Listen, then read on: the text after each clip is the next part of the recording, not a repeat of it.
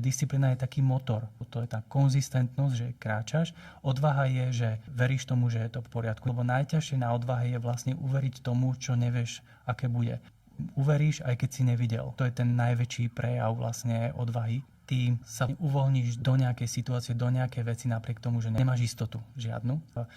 Ani to netreba trénovať, to len si treba uvedomiť a uveriť tomu.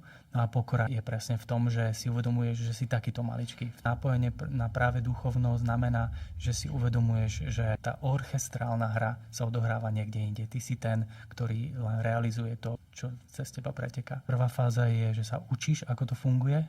Druhá fáza je, že uveríš, že to takto je. A tretia fáza je, že to začneš realizovať, lebo z toho uverenia sa ti to už dá robiť. Pokora je v tom, že nebudeš to analyzovať, že čo tu robím, ako to robím. Odvaha je, že sa naplno sústredíš, že je všetko v poriadku, lebo naozaj to tak je. A disciplína je, že si to tu uľahčuješ, lebo to je tá konzistentnosť. To je to, čo ti tu zabezpečí ten plynulý chod a tú akciu.